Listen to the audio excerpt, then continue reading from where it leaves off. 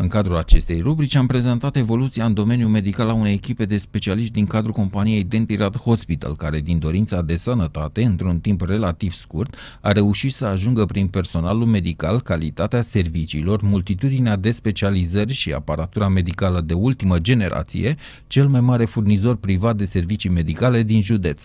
Vom discuta timp de câteva ediții cu domnul dr. Mircea Drăghici, medic specialist în implantologie dentară și director general Dentirad Hospital, despre dezvoltarea unei noi specializări în implantologie și anume implantul dentar, pentru a explica importanța acesteia și rolul ei în evoluția medicală. Domnul doctor, ce sunt implanturile dentare?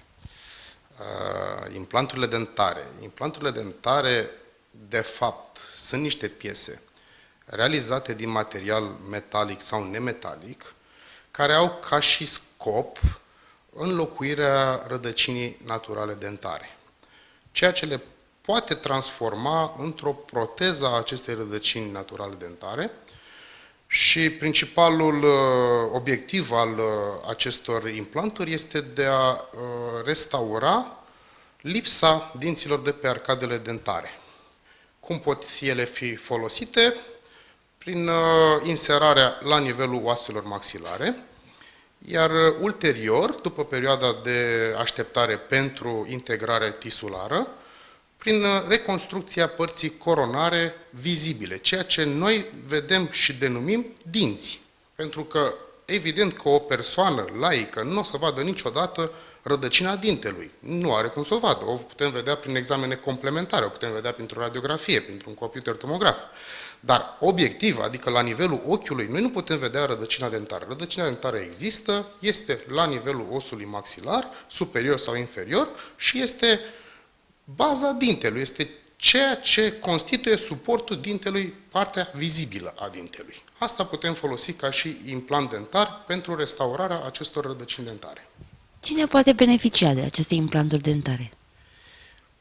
În principiu, și este o noțiune foarte generală, orice persoană care prezintă un dinte lipsă de pe una din arcadele dentare, superioară sau inferioară, este un candidat la implanturi. Orice persoană. Evident că sunt și restricții, evident că sunt și motive pentru care aceste intervenții de inserare a implanturilor pot fi amânate sau chiar anulate. Amânate înseamnă că sunt temporizate până la stabilirea unor principii sănătoase de inserare a implantului și anulate atunci când starea de sănătate a respectivului pacient nu ne permite să facem această intervenție. Ca și contraindicații, în ceea ce privește contraindicațiile, putem avea o discuție un pic mai largă. De ce? Contraindicațiile pot fi de ordin general sau local, de ordin temporar sau definitiv. Ce înseamnă ca și noțiuni general sau local? În ceea ce privește contraindicațiile locale, pot fi motivații absolute sau temporare și aceste motivații absolute sau în sfera acestor motivații absolute putem discuta despre un cancer ce interesează arcadele osoase, putem discuta despre, eu știu, diverse lipse osoase sau lipsuri osoase dobândite prin diverse accidente și avem aceste contraindicații temporare. Și putem să ne referim aici la un herpes, un virus herpetic, putem să ne referim la o parodontită marginală acută.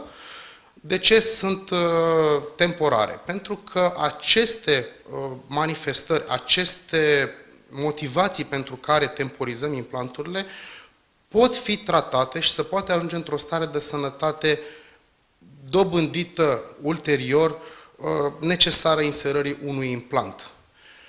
În ceea ce privește afecțiunile sistemice sunt de asemenea se pot împărți în două categorii, afecțiuni cu contraindicații absolute și afecțiuni cu contraindicații temporare. Afecțiuni cu contraindicații absolute, în momentul în care vorbim despre un pacient ce prezintă, eu știu, sifilis, ce prezintă SIDA, Doamne ferește, sunt și alte afecțiuni sistemice de genul ăsta destul de neplăcute sau foarte neplăcute, nu putem discuta despre inserarea unui implant. Dar sunt și afecțiuni sistemice care în ochii unora par foarte grave sau păreau foarte grave până acum ceva vreme și acum pot fi manipulate sau pot fi monitorizate astfel încât să facem o intervenție chirurgicală pentru inserarea unui implant. Un exemplu în sensul acesta este diabetul zaharat. Un diabet zaharat decompensat, ceea ce înseamnă că nu este popular ținut în frâu, cu glicemii ce variază foarte mult, cu o hemoglobină glicozilată cu o valoare extrem de mare, poate aproape de 9, de 10, nu poate fi sau în cadrul acestui diabet zaharat nu se poate discuta despre o intervenție pentru inserarea unui implant. Dar în momentul în care un diabet zaharat este compensat, în momentul în care pacientul își menține glicemiile între anumite limite, în momentul în care întreaga stare de sănătate aferentă diabetului zaharat este într-o limită normală sau așa zisă normală, putem discuta fără doar și poate și despre implanturi dentare. Implanturile dentare reprezintă o evoluție pentru medicină. Când au apărut și cum au evoluat? Da, într-adevăr, implanturile dentare reprezintă o răscruce pentru medicina dentară. Este un pic distractiv, deoarece momentul la care au apărut au fost undeva în anii 60. Motivația pentru care au apărut a fost de fapt o conjunctură, a fost o intersecție între niște idei medicale și idei inginerești și de-aia un pic e distractiv, dar în momentul de față sunt considerate probabil cea mai inovatoare cale de a obține o fizionomie cât mai aproape de cea inițială. Cea inițială însemnând cea dinainte de a ajunge în postura de edentat, în postura de pacient care și-a pierdut o serie de dinți, de la un dinte până la un număr maxim de 32 de dinți cât ne-a dat mama natură. Unde pot fi efectuate aceste implanturi dentare? În principiu, un implant dentar poate fi efectuat în orice cabinet de medicină dentară ce respectă niște norme minimale pentru o intervenție chirurgicală. Acum, în ceea ce ne privește pe noi, ca și clinică de medicină dentară, noi am încercat să realizăm sau să respectăm aceste norme în absolut toate cabinetele pe care le avem.